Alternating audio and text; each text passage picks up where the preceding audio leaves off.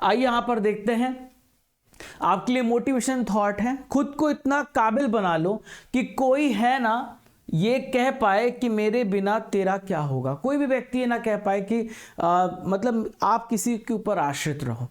आप खुद एक अपने आप में बारूद हो, खुद आप अपने आप में एक अनस्टॉपेबल हो।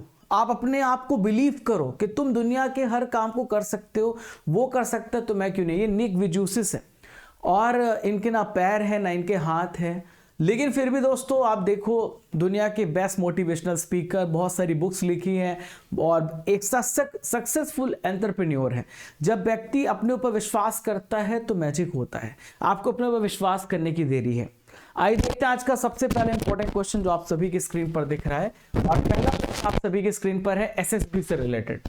तो फ्रेंड्स, एसएसबी के नए महानिदेशक हाल ही में कौन अपॉइंट किए गए हैं, आइए यहां पर देखते हैं। तो सशस्त्र सीमा बल के नए महानिदेशक बनाए गए हैं संजय सिंघल, इसका राइट आंसर हो जाएगा। संजय सिंघल इसका सही आंसर हो जाएगा। जो दलजीत सिंह चौधरी है ये बॉर्डर सिक्योरिटी फोर्स बीएसएफ के महानिदेशक हैं। Gyanendra Pratap Singh central reserve police force CRPF के महानिदेशक हैं। RS Bhatti central industrial security force CISF के महानिदेशक हैं। तो ऑप्शंस को भी ध्यान में रखिएगा। तो संजय सिंघल आप यहां पर देख रहे हैं, ये एसएसबी के नए महानिदेशक बनाए गए हैं। तो आइए यहां पे तस्वीरों में पहले आप संजय सिंघल को देख लीजिए ताकि आपको तस्वीरों से ज्यादा आपको याद होता है। तो आप मेरे पीछे संजय सिंघल को आप देख रहे हैं।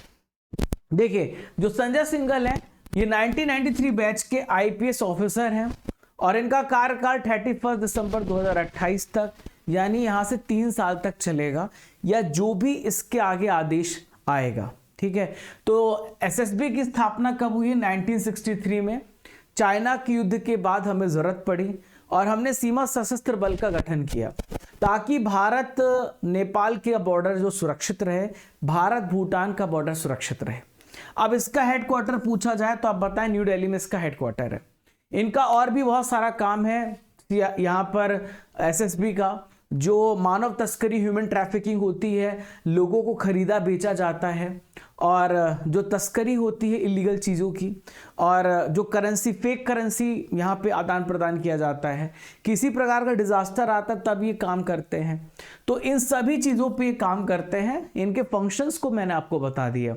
अब देखो मैं आपको अर्धसैनिक बलों के प्रमुखों के बारे में पढ़ा देता हूं। चीफ ऑफ पैरामिलिट्री फोर्सेस, तो यहां पे बीएसएफ के डीजी हैं दलजीत सिंह चौधरी, सीआरपीएफ के डीजी हैं ज्ञानेंद्र प्रताप सिंह, ध्यान में रखिएगा। सीआईएसएफ के महानिदेशक हैं आरएस भट्टी, और यहां पर देखिए नेशनल सिक्योरिटी गार्ड एनएसजी, तो इसके बी श्रीनिवासन। आलोक शर्मा जी हैं स्पेशल प्रोटेक्शन ग्रुप, ये प्रधानमंत्री जी की सुरक्षा पे लगे रहते हैं, एसपीजी कमांडो, तो आलोक शर्मा हैं। राहुल रसगोत्रा आईटीबीपी के अध्यक्ष हैं, और यहाँ पे भारतीय तटरक्षक बल के एस परमेश जी, और पीयूष आनंद जो हैं एनडीआरएफ, जिसकी स्थापना 2006 में हुई थी एनडीएमए एक्ट के तहत, तो एनडीआरएफ के यहाँ पे महानिदेशक है डीजी, ध्यान में रखिएगा, बहुत ज्यादा इंपॉर्टेंट है। आरपीएफ की सबसे पहली महिला महानिदेशक सोनाली मिश्रा बनी है। विकास लखेड़ा असम राइफल्स के डीजी हैं, ध्यान में रखिएगा। ये सारे इंपॉर्टेंट पॉइंट मैंने आपको एक ही यहां पे बता दिए हैं। आइए देखते हैं दूसरे महत्वपूर्ण प्रश्न की तरफ। डॉक्टर बीसी रॉय ट्रॉफी 2025-26 का विजेता हाल ही में कौन बना है? तो बीसी जो रॉय ट्रॉफी है इसका विनर यहां पे मणिपुर स्टेट बना है। आइए जानते हैं कि बीसी रॉय ट्रॉफी किससे रिलेटेड है और कब से स्टार्ट हुआ, पूरा इतिहास यहाँ पे जानेंगे। तो बीसी रॉय ट्रॉफी को यहाँ पे मणिपुर ने जीता है और यहाँ पे वेस्ट बंगाल इसका रनर अप था। एक फुटबॉल टूर्नामेंट है, ध्यान में रखिएगा। तो फाइनल मुकाबला मणिपुर बनाम पश्चिम बंगाल था, मणिपुर इसमें विजेता बन गया। और यहाँ पर देखिए ये कहां पर हुआ था? अमृतसर में हुआ था। अमृतसर में आपको Guru Nanak Dev university sports complex देखने को मिलेगा। तो तीसरी बार मणिपुर ने इस खिताब को जीता है।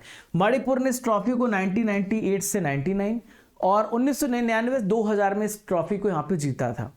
तो बीसी रॉय ट्रॉफी है वो यहां पे पश्चिम बंगाल के पहले पूर्व मुख्यमंत्री थे डॉक्टर बिधान चंद्र रॉय, तो इनके याद पर यहाँ पे इस ट्रॉफी की स्थापना हुई है, ध्यान में रखिएगा। और 1962 में इस ट्रॉफी की स्थापना हुई थी, तब से कंपटीशन चलता आ रहा है। तो डॉक्टर बीसी रॉय ट्रॉफी का जो आयोजन है यहाँ पर AIFF all India football federation, जिसके अध्यक्ष कल्याण चौबे हैं, तो 15 साल से कम उम्र के खिलाड़ी इसमें पार्टिसिपेट करते हैं। वेस्ट बंगाल ने सबसे ज्यादा बार 18 बार इस चैंपियंस को जीता है। देखो यहां पर यूएफा महिला चैंपियंस लीग 2025 किसने जीता, फुटबॉल से रिलेटेड सारे ट्रॉफीज बता देता हूं। तो आर्सेनल ने जीता बार्सिलोना को हरा के। सैफ अंडर 19 ये भी फुटबॉल से रिलेटेड है, भारत ने जीता है बांग्लादेश को हरा के। तो यहां पर देखो प्रीमियर लीग चैंपियन, आईपीएल नहीं है ये, फुटबॉल है। तो प्रीमियर लीग चैंपियन जो है यहां पर लिवरपूल बना आर्सेनल को हरा के। फिर है संतोष ट्रॉफी, भारत का सबसे बड़ा डोमेस्टिक फुटबॉल ट्रॉफी है, तो पश्चिम बंगाल विनर बना केरल को हरा के। महिला यूरो कप का विनर बना इंग्लैंड, यहां पे स्पेन को हरा के। किसको हरा के? स्पेन को हरा के। ध्यान में रखिएगा, सारे इंपॉर्टेंट पॉइंट्स मैंने आपको बताए, ठीक है। चलिए बढ़ते हैं तीसरे अति महत्वपूर्ण प्रश्न की तरफ जो आप सभी के स्क्रीन पर दिख रहा है। वर्ल्ड एथलेटिक्स ने महिला एथलीट्स के लिए किस अनुवांशिक टेस्ट को अनिवार्य कर दिया है? तो कौन सा जेनेटिक टेस्ट यहां पर इंपॉर्टेंट है फीमेल एथलीट्स के लिए और ये मैंडेटरी है? तो ये है SRY जीन टेस्ट। देखो Y यहां पे लिखा हुआ है, तो Y एक Y क्रोमोसोम्स की वजह से हम ये पता कर पाते हैं कि व्यक्ति लड़का है या फिर लड़की। अगर Y क्रोमोसोम्स हैं आपके शरीर में तो ये इंडिकेट करता है कि ही इज अ मेल। तो आपने अभी रिसेंटली में देखा होगा कि काफ़ी ज़्यादा विवाद था, मतलब बहुत सारे ऐसे महिलाएं नहीं कह सकते, बहुत सारे ऐसे व्यक्ति थे जिन्होंने अपने आप को एज अ महिलाएं रिप्रेजेंट किया और लेकिन वो पुरुष थे। तो यहाँ पर हमें पता चलेगा कि कोई महिला पार्टिसिपेट कर रही है उसमें पुरुषों के तो लक्षण नहीं है, तो इसलिए यहाँ पे उसके SRY जीन टेस्टिंग की जाएगी, इसमें Y क्रोमोसोम्स को डिटेक्ट किया जाएगा। तो वर्ल्ड एथलेटिक्स ने महिला एथलीट्स के लिए SRY जीन टेस्ट मैंडेटरी कर दिया है और it will be come into effect from which one of the following dates? तो 1 सितंबर 2025 से ये इंप्लीमेंट किया जाएगा, ठीक है। टेस्ट का उद्देश्य क्या होगा कि यहां पर महिला वर्ग में जो विमेंस कैटेगरी में जो भाग लेने वाली खिलाड़ी हैं, ठीक है, तो वो बायोलॉजिकली फीमेल है कि नहीं, पता चले कि बायोलॉजिकली फीमेल नहीं है, उन्होंने अपना नाम लिख दिया और मतलब अपने आप को रिप्रेजेंट किया बट वो मेल है, तो ये गलत मतलब स्पोर्ट्समैन जो शिप है, स्पोर्ट्स स्पिरिट, उसको बहुत बड़ा धक्का लगेगा। तो SRY टेस्ट एक प्रकार का जेनेटिक, एक प्रकार का अनुवांशिक परीक्षण है जो ये पता लगाता है कि किसी व्यक्ति के अंदर SRY यानी सेक्स डिटर्मिनेशन रीजन Y मौजूद है या नहीं है, ठीक है। अब देखो यहां पर आप देख सकते हो ये Y क्रोमोसोम्स हैं, एक X क्रोमोसोम होता है, एक Y क्रोमोसोम होता है, ठीक है। तो Y क्रोमोसोम ये इंडिकेट करता है कि ये मेल है या फिर फीमेल। तो Y अगर है तो मतलब मेल है, ठीक है, ये पुरुष लिंग के लिए इंपॉर्टेंट होता है, जिम्मेदार होता है। तो अगर किसी के शरीर में SRY जीन पाया जाएगा तो वो पुरुष कहलाएगा, नहीं पाया जाएगा तो फीमेल कहलाएंगे, ठीक है। क्लियर है, समझ गए आप? चलो, तो प्यारे साथियों, आप सभी बहुत सारे बच्चे रोज मेरे साथ 200 से 300 बच्चे नए जुड़ते हैं, तो आप सभी को मैं एप्लीकेशन के बारे में थोड़ा जानकारी दे देता हूं। तो आप सभी एप्लीकेशन को डाउनलोड करिएगा, स्टडीगर एप्लीकेशन को गूगल प्ले स्टोर से। तो आप जैसे ही एप्लीकेशन को डाउनलोड करोगे तो यहाँ पे आपको बहुत सारी फैसिलिटीज मिलेंगी। डेली करंट अफेयर्स की PDF नहीं मिलेगी, कोर्सेस एंड PDF में अर्जुन जीएस फाउंडेशन मिलेगा, 12 महीने की PDF, 6 महीने की PDF, फ्री टेस्ट सीरीज है। अभी जैसे क्लास खत्म हो जाकर टेस्ट लगाना आप, स्टैटिक जीके का भी है और डेली करंट अफेयर्स का, ई बुक्स भी हैं, टेस्ट पास भी हैं, तो बहुत सारे आपके लिए सुविधाएं उपलब्ध कराई गई हैं, ठीक है। तो प्यारे साथियों, चैनल को आप सब्सक्राइब कर लेना, शेयर कर देना, और हमारा टेलीग्राम चैनल है राजा गुप्ता करंट अफेयर्स, इसको भी फॉलो कर लेना। ये नंबर है, आप इस नंबर को सेव कर लेना। अगर आपको कोई भी हेल्प चाहिए, हमारी टीम आपकी हेल्प करेगी, मैं खुद आपकी हेल्प करूंगा। आइए बढ़ते हैं चौथे महत्वपूर्ण प्रश्न की तरफ जो आप सभी के स्क्रीन पर दिख रहा है। एयर न्यूजीलैंड का नया CEO हाल ही में किसे अपॉइंट यहां पे किया गया है? तो एयर न्यूजीलैंड का नया CEO बनाया गया है निखिल रविशंकर को। इसका सही आंसर हो जाएगा निखिल रविशंकर। यहां पे R दोराईस्वामी लिखा हुआ है जो कि LIC लाइफ इंश्योरेंस कॉर्पोरेशन के MD बने हैं। संजय गुप्ता जो है ये ICC के CEO बने हैं, जियोफ एलार्टिस की जगह पर chief executive officer. Jay Shah जो है ICC के चेयरमैन बने हैं, केवल 36 साल की एज में, सबसे कम उम्र के। पहले BCCI के यहाँ पर सेक्रेटरी थे, उसके बाद ICC के चेयरमैन बन गए, बहुत बड़े पद पे पहुंच गए हैं, ठीक है। तो अब यहां पर आप मेरे पीछे देखो निखिल रविशंकर को। तो निखिल रविशंकर जो भारतीय मूल के, इंडियन ओरिजिन के हैं और ये एयर न्यूजीलैंड के CEO बने हैं। तो 20 अक्टूबर 2025 को ये पद को ग्रहण करेंगे और ये ग्रेग फोरन का स्थान लेंगे। जो सीईओ थे ग्रेग फोरन, उनकी जगह पर आए हैं निखिल रविशंकर। अब मैं रिसेंटली में आपको बहुत सारे अपॉइंटमेंट पढ़ाने वाला हूं जो अभी रिसेंटली में हुई है और आपसे पूछा जा सकता है।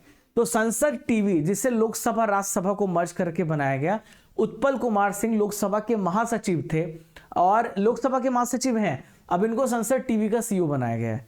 आरबीआई केंद्रीय निदेशक मंडल में अनुराधा ठाकुर को शामिल किया गया है। अगला है यहां पे प्रोफेसर उमा कांजीलाल, मेरे पीछे आप इनकी तस्वीर देख रहे हैं, इग्नू की सबसे पहली महिला कुलपति बनी है। संजय कौल गिफ्ट सिटी के एमडी और ग्रुप सीईओ बने हैं।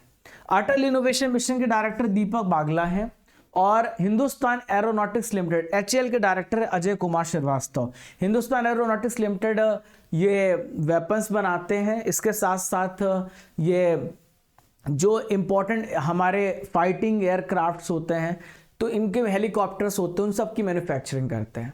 अगला सवाल है क्ल्यूचे वास्कवा ज्वालामुखी में विस्फोट हुआ है। किस देश में विस्फोट हुआ है, इरप्शन हुआ है? बहुत भयंकर कल भूकंप आया था। भूकंप में दोस्तों ज्वालामुखी भी फटता है, सुनामी भी आती है। तो कल मैंने आपको बताया था कि रशिया में दुनिया का 6वां सबसे खतरनाक यहाँ पे अर्थक्वेक हुआ है और जो कि 8.8 रिक्टर स्केल का था। यहां पे वॉल्केनो भी इरप्ट हुए, फूटे हैं, ठीक है। तो आप यहां पर देख सकते हैं रशिया का ये वॉल्केनो जो अभी इरप्ट हुआ है और ये कामचटका प्रायद्वीप में है और कामचटका प्रायद्वीप में ही कल भूकंप आया था, मैंने आपको बताया था। और ज्वालामुखी की ऊंचाई लगभग बहुत ऊपर ऊंचा है, 4750 मीटर, काफी ज्यादा ऊंचाई पे स्थित है। तो कामचटका आइलैंड पे कल मैंने आपको बताया था 8.8 रिक्टर का बहुत ही मतलब हैवी, बहुत ही पावरफुल यहाँ पे भूकंप आया था, जिसकी वजह से बहुत ज्यादा मतलब पैनिक हुआ था रशिया में। तो भूकंप के कुछ ही घंटों के बाद यहाँ पे ज्वालामुखी में विस्फोट हुआ। अब देखो नीचे से जब प्लेट्स आपस में टकराती हैं या प्लेट्स दूर जाती हैं तो उसकी वजह से भूकंप आते हैं और उसकी वजह से जो अंदर का मैग्मा वाला पोर्शन है, ठीक है, वो बाहर आ जाता है, जो बाद में लावा बन जाता है। तो ये प्रोसेस इसी वजह से हो रही है क्योंकि प्लेट्स आपस में टकरा रही हैं, दूर जा रही हैं। अब देखो ये जो ज्वालामुखी है ये रिंग ऑफ फायर क्षेत्र में आता है। तो ये प्रशांत महासागर में एक ऐसा बेल्ट है जहां पे हमेशा टेक्टोनिक प्लेट्स में कोलिजन होता रहता है। तो आप रिंग ऑफ फायर आप यहां पर देखो, ये आप रिंग ऑफ फायर देख रहे हो, ये वाला रीजन जो है पैसिफिक ओशन में, इसको रिंग ऑफ फायर कहा जाता है। यहाँ पे बहुत सारी छोटी छोटी प्लेट्स हैं जो आपस में टकराती रहती है, जिसकी वजह से भूकंप आते हैं।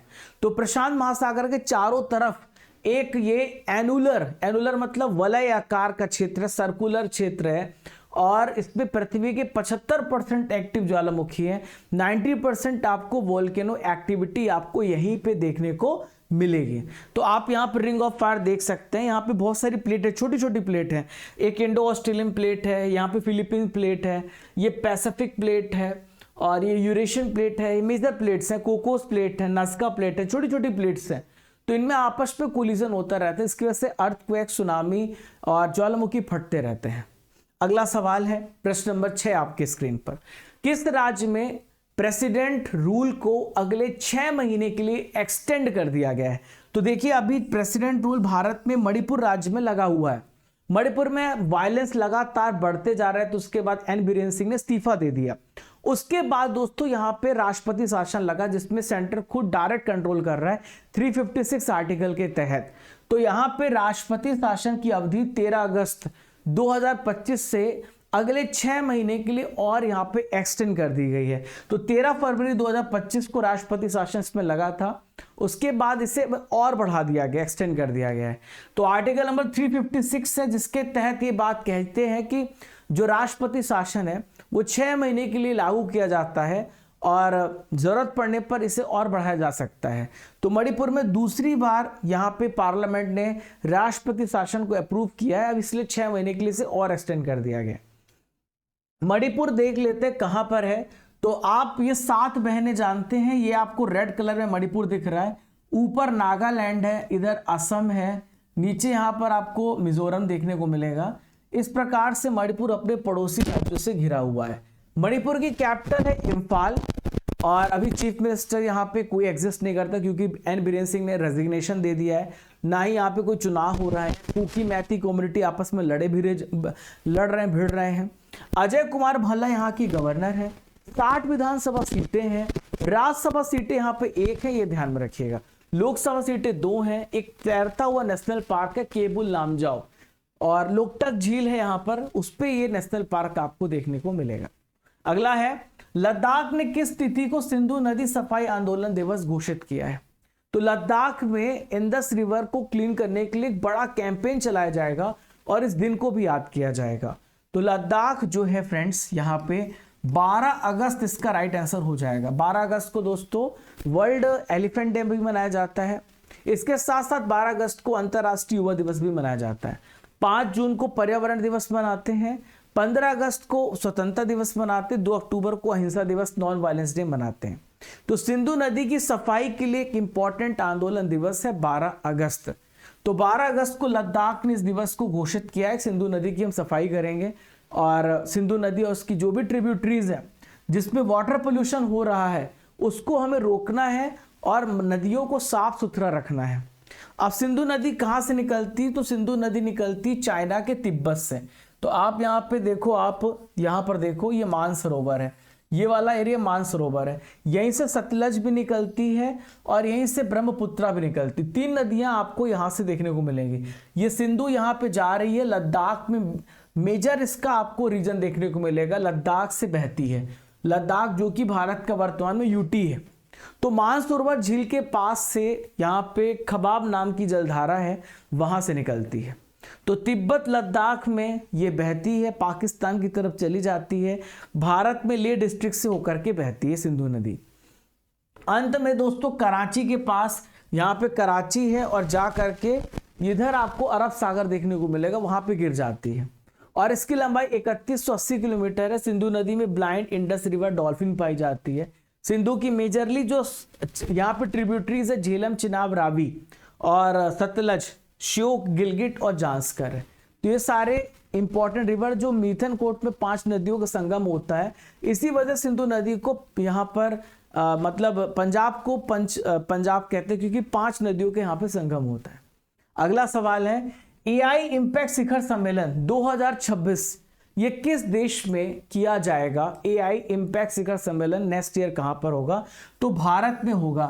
अब भारत में मैंने एक और इंपॉर्टेंट करंट अफेयर्स पढ़ाया था कि भारत में नेक्स्ट ईयर ब्रिक्स भी होगा। कहां पर होगा? भारत में होगा। और अमेरिका में देखो पिछले साल क्या हुआ था, क्वाड हुआ था, इस साल भारत में होगा। कनाडा में इस साल क्या हुआ है? कनाडा में इस साल G7 हुआ है। ब्राजील में इस साल क्या हुआ? G20 हुआ है। ठीक है, ये भी ध्यान में रखिएगा, एग्जाम में आएगा, ऐसे प्रश्न पूछे जाएंगे। तो भारत में एआई इम्पैक्ट शिखर सम्मेलन होने जा रहा है 2026 का, ध्यान में रखिएगा। तो हमारी जो यहाँ पर यूनियन मिनिस्टर ऑफ इलेक्ट्रॉनिक्स हैं और आईटी हैं अश्विनी वैष्णव जी, इन्होंने अनाउंस किया है कि नेक्स्ट ईयर फरवरी 2026 में हम ये सम्मेलन करने जा रहे हैं और एआई के बारे में, एआई को और यहाँ पर किस प्रकार से हम लोगों के हित के लिए, पब्लिक इंटरेस्ट के लिए एक्सेसिबल बेनिफिशियरी बना सकते, इस पे काम किया जा रहा है। तो एआई इम्पैक्ट सम्मेलन पिछले साल जो इसी साल हुआ था फ्रांस की कैपिटल पेरिस में 2025 में, नेक्स्ट ईयर इंडिया में होगा। ठीक है, अब देखो यहाँ पर बहुत सारे कॉन्फ्रेंसेस है जो आपसे एग्जाम पूछ जा सकते हैं। तो सेना कमांडरों का सम्मेलन कहां पर हुआ? न्यू दिल्ली में। बिम्स्टेक सम्मेलन बैंकॉक थाईलैंड में हुआ है, अगला बांग्लादेश में होगा। G20 साउथ अफ्रीका में हुआ है, नेक्स्ट ईयर इंडिया में होगा। नाटो सम्मेलन इस साल नीदरलैंड हेग में हुआ। ठीक है, किस देश में 20 साल के बाद वापस से विश्व का सबसे छोटा सांप की खोज करी गई है? तो विश्व का सबसे छोटा सांप जो खोजा गया है वो बारबाडोस में खोजा गया है। बारबाडोस इसका राइट आंसर हो जाएगा। तो इसकी जो लंबाई है इस सांप की वो केवल 10 सेंटीमीटर है। आप यहाँ ये सांप देख रहे हैं, 10 सेंटीमीटर मतलब इतना छोटा सा होगा, इतना छोटा सा सांप होगा। तो 20 सालों के बाद यहाँ पे सबसे छोटा बारबाडोस, यहाँ पर थ्रेड स्नेक इसे बोलते हैं, इसकी खोज करी गई है।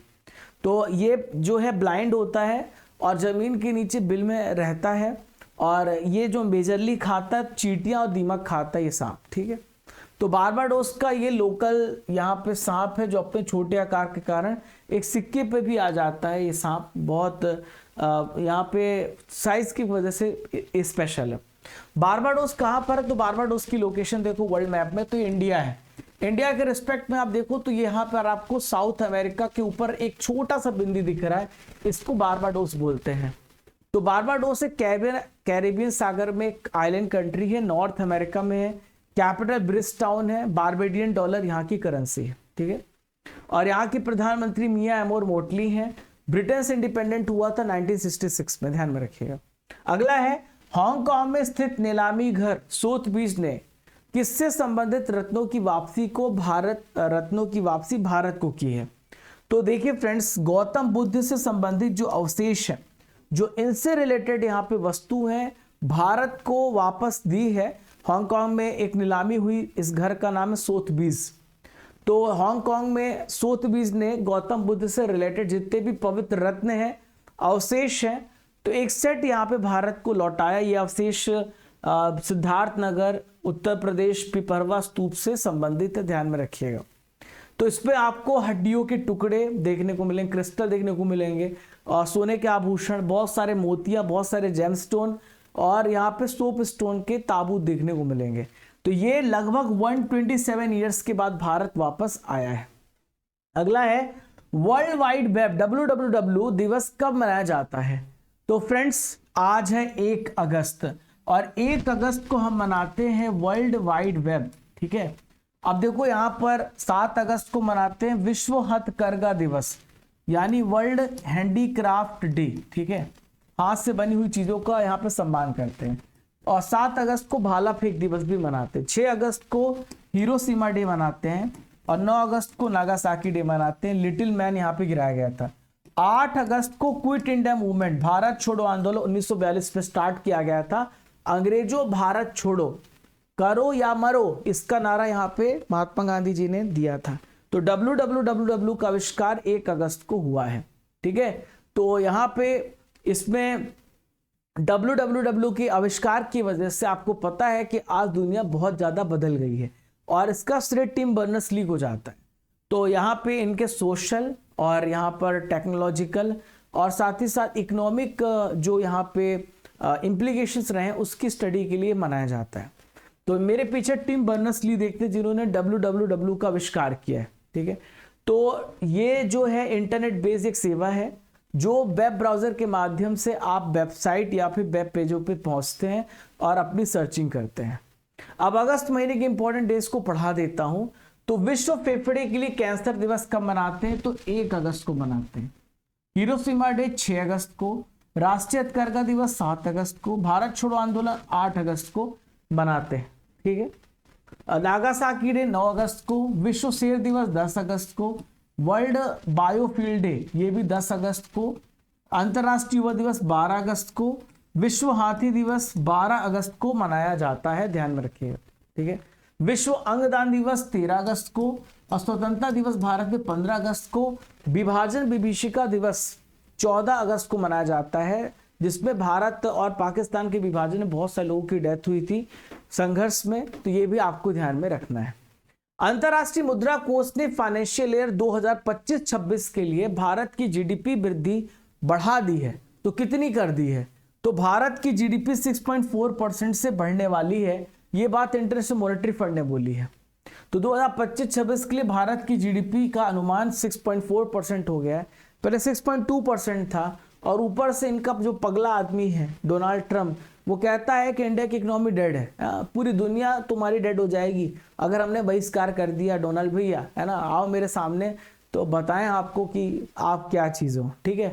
तो मतलब आपको बता दूं कि यहाँ पर भारत पे प्रेशराइज करा जा रहा है। और कल रात को मैं पढ़ रहा था तो इसमें ये फैसला किया गया कि रशिया से भारत जो है तेल खरीदना बंद कर देगा। अमेरिका लगातार भारत पे दबाव डाल रहा है। तो इंटरनेशनल मॉनेटरी फंड यहाँ पे फुल फॉर्म है, 1944 में इसकी स्थापना हुई है। वॉशिंगटन डीसी अमेरिका में इसका हेडक्वार्टर, 190 देश में शामिल है। प्यारे साथियों, आज सुबह 9 बजे हम यहाँ पे NTPC UG और SSC CGL और बिहार, MP, राजस्थान, भारत के हर एग्जाम्स के लिए GK GS का मॉक टेस्ट लगाएंगे। मिक्स क्वेश्चन लाएंगे 100 क्वेश्चन। तो डेली 9 बजे आप इस क्लास को फॉलो करिएगा कैरियरविल एसएससी चैनल पर, या राजा गुप्ता कैरियरविल लिखिएगा, और यहाँ पर मैं लिंक भी टेलीग्राम में शेयर कर दूंगा। अब आइए देखते हैं यहाँ पे RRR, जहाँ पे जून महीने के करंट अफेयर्स का रिवीजन करेंगे। एशियाई अवसंरचना निवेश बैंक AIIB का अध्यक्ष हाल ही में किसे चुना गया है? तो जू ZII को चुना गया है। खुफिया agency research and analysis raw का प्रमुख किसे बनाया गया है? तो रॉ का प्रमुख यहाँ पे पराग जैन को बनाया गया है। ठीक है। केंद्रीय प्रत्यक्ष बोर्ड CBDT के चेयरमैन है रवि अग्रवाल। इनके कार्यकाल को कितना बढ़ाया गया है? तो 1 साल के लिए इनके कार्यकाल को एक्सटेंड किया गया। केंद्रीय गृह मंत्री अमित शाह ने राष्ट्रीय हल्दी बोर्ड के हेडक्वार्टर का उद्घाटन कहाँ किया है? निजामाबाद में किया है। यहाँ पे हल्दी के विकास के लिए, पैकेजिंग के लिए, सर्वांगीण विकास के लिए। US ओपन 2025 बैडमिंटन का खिताब किसने जीता है? तो इस खिताब को आयुष शेट्टी ने जीता। डी राइट आंसर होगा। प्यारे साथियों, कल था 31 जुलाई, और 31 जुलाई को जो भी करंट अफेयर्स आपने पढ़े उसका करेंगे बेहतरीन तरीके से रिवीजन। देखते हैं आपको कितना याद है। दुनिया का छठा सबसे बड़ा भूकंप देश कौन सा है जिसमें भूकंप आया है? तो रशिया है। इसका राइट आंसर रशिया होगा। मेघनाथ देसाई का हाल ही निधन हो गया। वह कौन थे? तो मेघनाथ देसाई अर्थशास्त्री थे जिनका हाल ही फिलहाल में निधन हुआ है। 6 साल का कार्यकाल पूरा करने वाली यूपी की पहली महिला राज्यपाल कौन है? तो इनका नाम है Anandiben Patel. B right answer.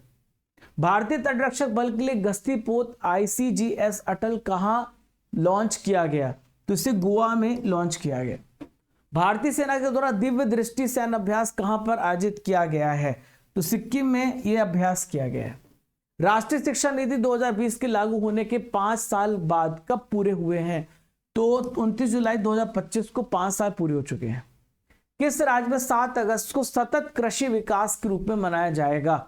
तो सतत कृषि विकास महाराष्ट्र में मनाया जाएगा। D right answer. कोमे तूफान ने किस देश को प्रभावित किया है? तो कोमे तूफान ने चाइना को प्रभावित किया है। निसार सैटेलाइट किस रॉकेट से लॉन्च किया जाएगा? तो GSLV F-16 की मदद से निसार को लॉन्च किया जाएगा, जो भारत और इसरो का मिलकर के प्रोजेक्ट है। ध्यान में रखिएगा। ठीक है, तो भारत नहीं, इसरो और नासा का। किस देश ने 16 साल से कम उम्र के बच्चों के लिए यूट्यूब पे बैन लगा दिया है? तो ऑस्ट्रेलिया ने यूट्यूब पे बैन लगाया है जिनकी ये 16 साल से कम है। PNG के नए अध्यक्ष और CEO कौन बने? तो इनका नाम है शैलेश जेजुरीकर। नेक्स्ट है, अमेरिका ने भारत पर कितने % का टैरिफ लगाया है? तो अमेरिका ने भारत में 25% का टैरिफ यहाँ पे लगाया है। ठीक है प्यारे साथियों, ल्यूसेंट जी के MCQ में PYQ को क्वेश्चन को डिस्कस करेंगे, जो क्वेश्चन आपके एग्जाम में आ चुके हैं। CHSL 2017 का प्रश्न है, नक्शों के बंधे हुए संग्रह को क्या कहते हैं? तो इसको एटलस बोलते हैं। क्या बोलते हैं? एटलस। पृथ्वी की प्राकृतिक विशेषता जैसे कि पहाड़, पठार, नदियां, मैदानी महासागर आदि को दर्शाने वाले मानचित्र को क्या कहा जाता है?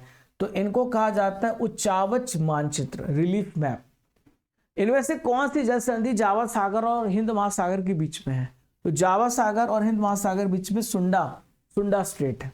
ये 2023 में आया हुआ प्रश्न है, रिसेंटली में आया हुआ प्रश्न है। ठीक है, तो सुंडा स्ट्रेट आपको किसके बीच में देखने को मिलेगा? ये जावा है, और ऊपर आप सुमात्रा देख रहे हैं। ठीक है, इंडोनेशिया, और यहाँ पर देखिए ये जावा जो इंडोनेशिया का आइलैंड है, ऊपर आप सुमात्रा देख रहे हैं, इसके बीच में सुंडा स्ट्रेट आपको देखने को मिलेगा। ठीक है, आज का सवाल है, EI इम्पैक्ट शिखर सम्मेलन 2026 का आयोजन किस देश पे किया जाएगा? इसका आंसर कमेंट बॉक्स पे दीजिए। आपको एक तस्वीर दिख रही है, पहचान करना है ये तस्वीर किस महान पर्सनालिटी की है, कमेंट बॉक्स पे आपको लिखना है। प्यारे साथियों, जो नए बच्चे हैं उनके लिए महत्वपूर्ण जानकारी, 11 विषय में अर्जुन जीएस फाउंडेशन बैच में पढ़ा रहा हूं। NCERT mid-level, modern history, polity, Indian physical, world geography, economics, physics, chemistry, biology. 3 साल की वैलिडिटी के साथ आपको ये बैच मिलेगा केवल 699 रुपए में। State PSC, SSC, railway, defence, UP, MP, Bharat के हर एग्जाम को कवर करता है ये फाउंडेशन बैच। आपको recorded session, PDF notes, PYQ, ये सब कुछ आपको मिलेगा केवल 699 में। ये नंबर है, आप इस पे कांटेक्ट करिएगा, मैं भी इस नंबर पे अवेलेबल रहता हूं। आपको 6 से 7 महीने में सिलेबस कंप्लीट कराया जाएगा। 500 प्लस वीडियो आपको मिलेंगे इस कोर्स में। तो टाइमिंग होगी 1 से 2 और 5 से 6। आज इंतजार करिएगा। एप्लीकेशन को डाउनलोड करना है, कोर्सेज एंड PDF में जाना है, अर्जुन जीएस फाउंडेशन बैच में जाना है, वहां पर आपको एनरोल करना है। तो आप टेस्ट सीरीज भी, ई-बुक्स भी, डेली करंट अफेयर्स, ये सारा कुछ देखिएगा जो आपके एग्जाम के लिए बहुत महत्वपूर्ण है। अमेजन और फ्लिपकार्ट में दोस्तों हमने सेल्स चलाई है बुक की, पेज बाय पेज इसका टेस्ट भी ले रहे हैं, तो आप इस बुक को ऑर्डर कर लो, जहां पर आपको पेज बाय पेज इसका टेस्ट भी करने का मौका मिलेगा। हर एक पेज पढ़ो और टेस्ट करो। 4000 प्लस टेस्ट, 1 साल की वैलिडिटी के साथ आपको टेस्ट पास दिया जा रहा है भारत के हर एग्जाम्स के लिए। और प्यारे साथियों, 2024-2025 का 12 महीने का पैकेज भी आपको दिया जा रहा है, और 6 महीने की ई बुक भी जनवरी से लेकर जून तक 200 MCQ के साथ आपके लिए बनाई गई है। और प्यारे साथियों, मिलते हैं फिर अगले इंपॉर्टेंट सेशन में। आज जुलाई महीने की ई बुक भी लॉन्च हो जाएगी, तो उसको भी डाउनलोड कर लेना। 1000 topic wise current affair PDF, static PDF को भी डाउनलोड कर लेना। तो आशा करता हूं कि आज का सेशन बहुत ही बेहतरीन लगा होगा। मिलते हैं आज की सुबह 9 बजे की क्लास में। NTPC UG SSC CGL का मॉक टेस्ट है, आप सभी को आना है। जय हिंद, जय भारत।